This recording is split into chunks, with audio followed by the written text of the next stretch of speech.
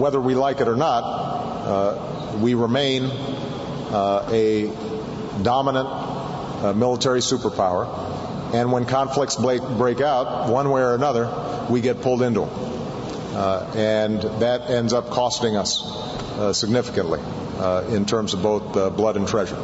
So I'm going to keep on at. Oh, man, VLC player always ruins the end of my sound bites. I'm going to keep at it, he said.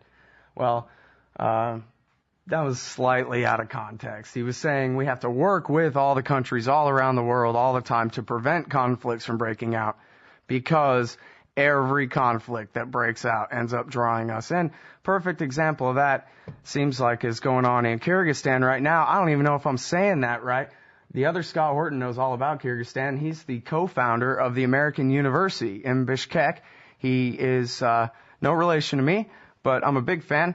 He's a contributing editor of Harper's magazine, writes No Comment, the blog there, lectures at Columbia Law School, and he's led a number of studies of abuse issues associated with the conduct of the War on Terror for the New York City Bar Association, where he has chaired several committees, including most recently the Committee on International Law. He's also a member of the board of the National Institute of Military Justice, the Andrei Sakharov Foundation, the Eurasia Group, and the American branch of the International Law Association. Welcome back to the show, Other Scott. How are you doing?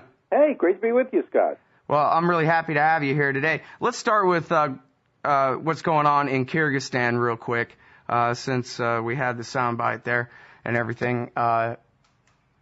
Am I even saying that right? Where is Kyrgyzstan, and how could it possibly have anything to do with the United States of America way over here in the New World? Slightly to the left of China. That's where Kyrgyzstan is. At the roof of the world, high mountains. You know, there's a big chain. At the bottom, the Himalayas, and then you go to the Hindu Kush, and then you come to the Alatu Mountains, and then the Tian Shan Mountains, the mountains of the Celestial Mountains.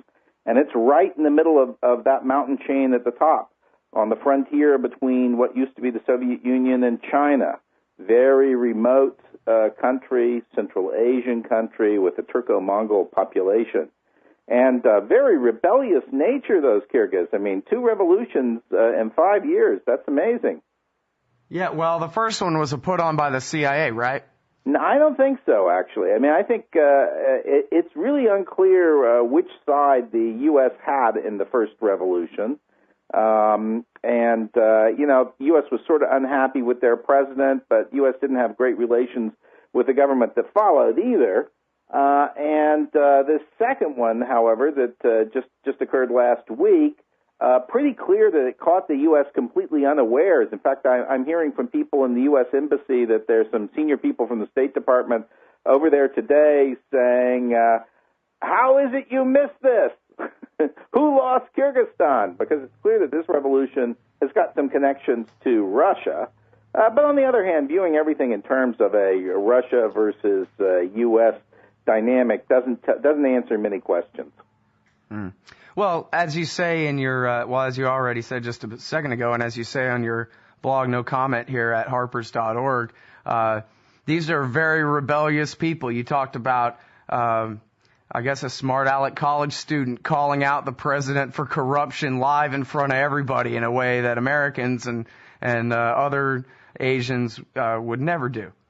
That's right. I mean, they have all of their own motivations for revolution besides power politics of the big powers. That's right. I mean, this country it's a nomadic country with nomadic traditions, and the Kyrgyz are famous for being completely self-reliant. I mean, the idea that everybody should stand on their own 2 legs, and you know, they have strong traditions of a nuclear family. They don't have strong traditions of a state. But they have a great habit of ridiculing anybody who comes into high office. It's question authority time. That's sort of a Kyrgyz instinct. Yeah, it sounds like a whole society of would-be Rothbardians. That's right. Cool. All right. So now the reason this matters to the empire is because we have a giant airbase there. Very important. In fact, the Afghan war has become the focal military effort for this administration. We've more than doubled our presence in Afghanistan. You add in contractors and military. And the supply artery used to run through the south, through Pakistan, but that's really frustrated and difficult. So the U.S. has had to reconfigure it and do its logistical support through the north. And the critical hub for that supply effort is in Kyrgyzstan. It's at a place called Gansy, used to be called Gansy Air Force Base, but to lower the profile now, it's called the Manas Transit Center. But it's an American air base, essentially. Yeah. And so far, anyway, the caretaker interim government that they're calling themselves here, they've been recognized by both the Americans and the Russians, and they've, at least so far, said we can keep the base. Is that it? I think they're definitely not going to overturn the base through the run of the current lease, which is through July, and they've indicated that there will be a one-year rollover. But beyond that, I think they're stressing that they're really concerned about changing the relations between the U.S. and Kyrgyzstan on the base. And this revolution came to power attacking the prior president as very, very corrupt. And the number one item of corruption in their list was his dealings with the United States. They said he concluded all these completely corrupt private fuel supply contracts for this base that were bringing in hundreds of millions of dollars to his private purse. So there was a pretty strong criticism directed at the United States, that you're corrupting our government by making these grease payments to the president. And therefore our president isn't acting in our national interest. He's acting in his own personal interest. And I think this was used very effectively against this guy, Bakiev, caused public opinion supporting him to collapse, and paved the way for this revolution, which has brought a new group in. And the new group that's come in, it's not really clear right now who's going to be in top, but you've got a group of roughly 14 people forming this governing body, and of the 14 people, I'd say 3 or 4 of them have strong, pro-American credentials, good track record of working with the United States and so forth. You've got about a half dozen who seem to have very, very tight ties with Russia, and then the others can't really be pulled out one way or the other. But I'd say one thing, they're all really much more focused on themselves in Kyrgyzstan than on foreign relations. That's a minor chapter. Mm-hmm. All right, now, being an American, especially raised in the 1980s, when détente was over and it was the Cold War again and all that, I'm supposed to suspect the worst motivations of the Russians at all times. So in this case, I'm going to suspect that they're out to get us. But if I was them and I was out to get us, what I would do is what Medvedev says he's doing, which is encourage the Kyrgyz to let us keep our base, or Kyrgyz, is that how you say, to let us keep our base there, which would seem to me to go along with the plan of, giving us our own Vietnam and Afghanistan and bleeding our empire to death and destroying it. Yeah, I think the Russians have sort of split inclinations on this one. Let's say, first of all, they really don't like the idea of the Americans establishing this network of military installations in their backyard and former Soviet territory. And in addition to this base in Manas, we have these logistical arrangements in Tajikistan and Uzbekistan. We have 2 lily pad bases that have been set up in Turkmenistan. We have a base that's been set up in Azerbaijan. So U.S. military is just stretched all throughout this post-Soviet space. That really makes them upset. On the other hand, we're doing their work for them in Afghanistan because they're very concerned about Islamic fundamentalism in the area. It's a very dangerous force for Russia itself. Remember, we just had those subway bombings in Moscow. There are problems in Chechnya and in other locations. So I think they like the idea of the military action being waged in Afghanistan designed to root out al-Qaeda and other Islamic fundamentalists. So I think their idea is we like to see you pursue this war, but get over with it quickly and get out of here. Mm. We don't want you here for the long term. I think that's their attitude.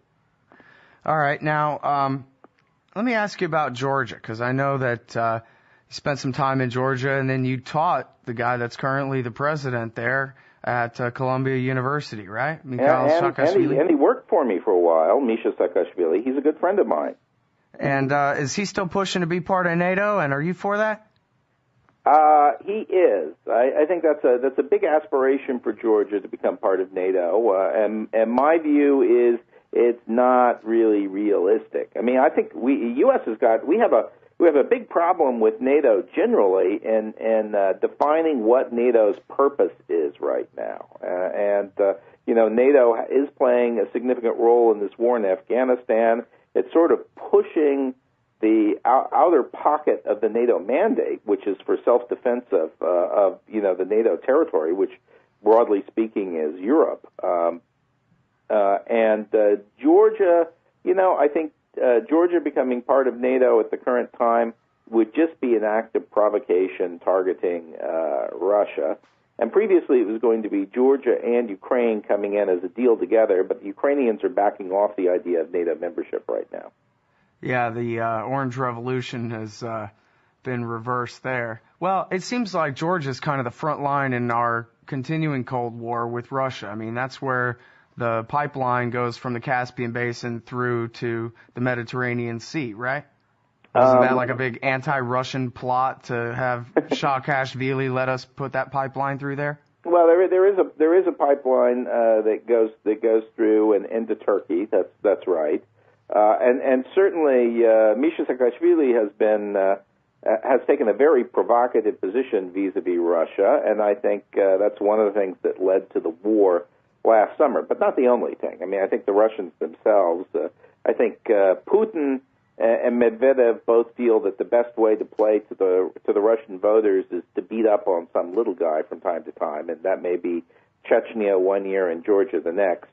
And conversely, the same sort of thinking works really, really well in election time in Georgia, because the Georgian politicians all tell me that nothing plays better to the voters in Georgia than beating up on Russians. Yeah, or beating up on the South Ossetians. Or the Abkhazians. Yeah. Well, and how's that working out? I mean, that the de facto independence that was won when Georgia launched that war when Saakashvili launched that war in August of 2008, that's pretty much remained, right? They got Russian troops guaranteeing their independence now, so-called? Well, they were there before, in fact, in both Abkhazia and South Ossetia. So, I mean, on the map it's colored as part of Georgia, but in fact it is part of the Russian Empire. There's just no doubt about that. And I think Russians have a long-term strategy for absorbing and incorporating these territories. I think they'll nominally declare their independence, but most of the people there will acquire Russian citizenship and Russian passports, and effectively these areas will just be part of the Russian Federation. I think that's the reality that Russia is aiming for, but the international community is, of course, not going to recognize that. Well, I mean, is that what the people of Abkhazia and South Ossetia want, or they just want independence and friendship with Russia, maybe a security guarantee or something? Well, the people of Abkhazia, I'd say roughly 90% of them are very happy to be part of Georgia, but they were expelled from Abkhazia. It's only the ethnic Abkhaz, who are less than 15% of the population, who occupy and control the territory right now, and that was done as a Russian-sponsored maneuver. South Ossetia is a different situation. I mean, that's a distinct ethnic group, and they have historically been very, very pro-Russian, and there is North Ossetia is part of Russia now, so Ossetia itself was split down the middle.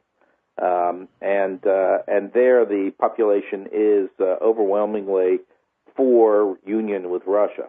But there's a substantial Georgian minority in South Ossetia. Mm-hmm. Well, I'm just not as worldly as you, I guess. I just think we ought to abolish NATO, and then any of these little border disputes in the Caspian Basin would be none of my concern ever. I mean, you got friends there, so you're going to be concerned. But why should the average American have to deal with anything resembling a border dispute with Russia in the Caspian Basin? Well, I think you put your finger on the reason why Georgian membership in NATO is such a disturbing thought for most NATO members today, and that is that every NATO member commits to protect the territorial integrity of every other NATO member. So if that's Poland or that's Germany, that's one thing. But now if it's Georgia, that means the next time there's a Russian troop movement into South Ossetia or Abkhazia, all of NATO will be committed to oppose it. And that would be an awfully edgy thing. Well, and they were talking about putting in, even the Obama team, I think, was talking about putting in some form of so-called defensive missiles on Russia's border in Poland. But I guess that's going to be off now too, huh? I think that Obama has come in with a major initiative designed to ratchet down the tension over missiles, and I think we're seeing that unfold step by step right now. I think his national security advisor for Russia, Michael McFaul, has talked about this in a number of public settings, as have some members of his campaign. I mean, they felt that the Bush administration, particularly Vice President Cheney, had sort of picked out points to antagonize the Russians with. One of them was Georgia, another was pipeline politics, another was the relationship with Ukraine, another was disarmament and this defensive missile posture. And I think what you're seeing Obama do is basically back off of these provocative positions and instead extend a hand of friendship and cooperation on security issues, which we see right now with the nukes. So it's really a totally different posture vis-a-vis Russia. And I'm seeing some reaction to it in Russia, because I remember the last two times I visited Russia, the hostility and animosity towards the United States couldn't have been clearer. But right now we see a lot of softening. We see actually quite a bit of positive presentation of Barack Obama. He's constantly presented as someone who is innovative, not anti-Russian, willing to think through and try and understand the Russian position and so forth. Very, very different from the way they portrayed Bush. Well, that's really good to hear because, of course, it's the most important issue in the world. There's nothing more important for the future of humanity's existence than our relationship with that country. There's nothing that could possibly compare. Russia and the United States, between us, we've got 95% of the thermonuclear material in the world. So, we are capable of destroying the world if we get into a war. So it's a very good thing that we focus on avoiding that. Absolutely. All right, now, everybody, I'm talking with the other Scott Horton, no relation, heroic international human rights, anti-torture lawyer from New York City there, where he lectures at Columbia Law School. Tell us about any recent developments in your story about the Gitmo quote-unquote suicides. I heard your interview with your star witness accompanying you on Australian radio. Very interesting. Sounds like a credible source to me. What else is going on there? Well, we have a little bit more information coming out. I'm planning to write some more on it, so I'll just give you sort of some general outlines. We have two more guards who've come forward and corroborated the story that Joe Hickman gave us. So it's actually a very large number of soldiers now. They all pretty much agree on what happened, and they all agree that the official account isn't possible. And we're getting a little bit of information from inside the intelligence community now about Camp No and what was going on at Camp No. And we're hearing that definitely it was in use by the CIA in 2006. And also that there were some specialized behavioral science, so-called biscuit teams that were doing work there with prisoners on a special, highly covert and sensitive project that seems to have been designed to break and reprogram some of these prisoners, particularly the ones who were involved in the hunger strike. So that dovetails pretty much with what we've reported so far, and I think that helps us frame the deaths of these individuals, but we're still not getting inside the room where they died that night. Holy moly. All right, well, first of all, you're going to be able to name these sources that are telling you that Camp No was a CIA facility? Well, we're working on that. All right, yeah, you do that. Inside the intelligence community who continue to tell us all this is highly classified, so... But that it may be possible we'll get them out by name at some point. Yeah, well, tell them to put all the stuff on WikiLeaks, and then you can just cite that. All right, now... Well, WikiLeaks is really establishing itself, isn't it? Yeah, indeed. Well, so wait, what about this? You're talking about Alfred McCoy, Joseph Mengele, no-touch torture, MK Ultra, mind control, Jose Padilla treatment being given to these guys. This isn't the same as just manacling them to the floor or crucifying them, hanging them from the ceiling, Scott. No, we know that there were these teams of psychologists and behavioral scientists who were assigned to work with these prisoners at Guantanamo. And we've also got pretty good information right now that in 2005, some of these teams were assigned to get inside the leadership of the hunger strike and try and break it. And it seems that Camp No was used in connection with these operations.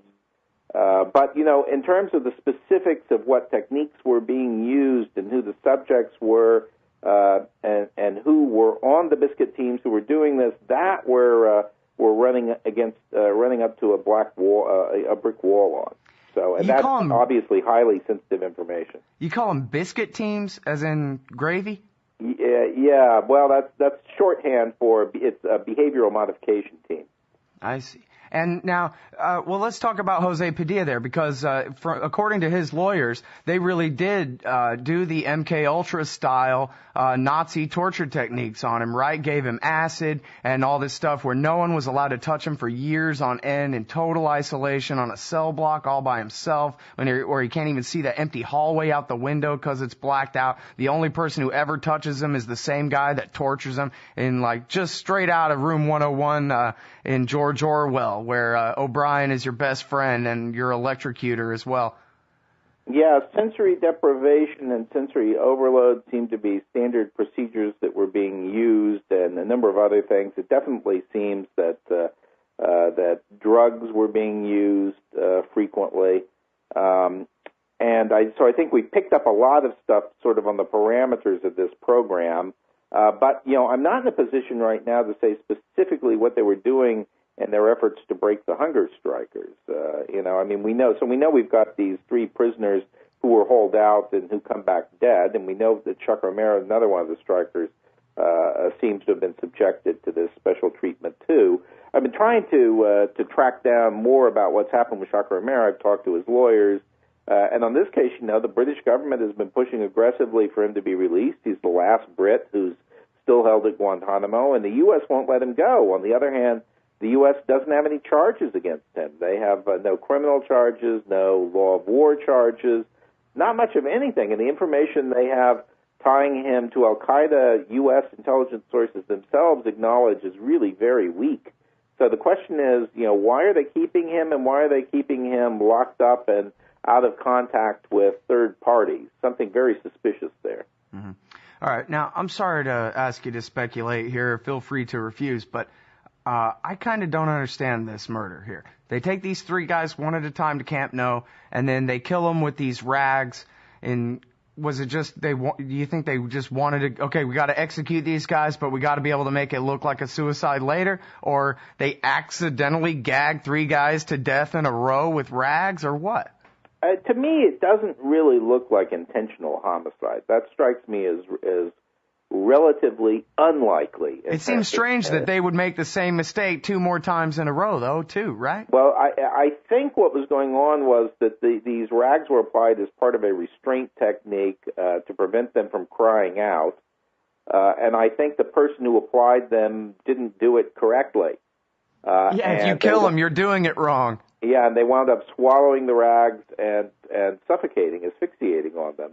And if you have the same person applying it at the same time 3 times, it could very easily wind up producing the death by asphyxiation of 3 people, I think. So, I would say, in my mind, the idea that this is intentional homicide, not likely. That strikes me as quite unlikely. Much more likely is that someone misapplied a technique and the people were not being monitored closely enough, and that resulted in death. All right, now, I'm sorry, in the last couple of minutes here, I got a choice. I could ask you about the guy resigning, but no, I want to ask you about the McCain bill that would make us all enemy combatants or illegal enemy belligerents or whatever they're called now, Scott. Yeah, the problem with the McCain-Lieberman bill, to me, it's this right of the president to hold people for indefinite periods of time. So, the core of our notion of liberty is that nobody can be deprived of their freedom without due process of law and without the right of review of some court. And Joe Lieberman and John McCain seem to have decided that may have been a basis for the American Revolution, but it's not a great concept, that basically we should give the president the right to throw someone he is concerned about in prison forever and throw away the key. I think this is a terrible, terrible idea, bad precedent. But we'll see. Looks like the White House is trying to make some compromises with people behind this legislation. Really, the White House, meaning they're trying to get it passed in one way or another there. And this would mandate, right? This would mandate the Padilla treatment for anybody accused of terrorism. Well, a mandate is too strong, but it would give the president the power to do that to anyone. And I think, the attitude of a lot of people in the White House is, oh, they want to give us more power. How horrible. Right. Sure, we'll take of course. that. Yeah. Yeah, who cares about, the grandkids and the future of humanity or anything? It's not like you have any responsibility up there. Yeah. Yeah, here are these people. Anyway, we're out of time. Thanks very much, Scott. Hey, great to be with you. Take care. Everybody, that's the other Scott Horton, heroic international human rights lawyer. He writes for harpers.org, his blog, No Comment, and keeping track of all kinds of very important things all over the world, including very soon, I'm sure, he'll have his update about the counterterrorism guy at CIA that was forced to resign today that I didn't get a chance to ask him about. So anyway, see y'all tomorrow.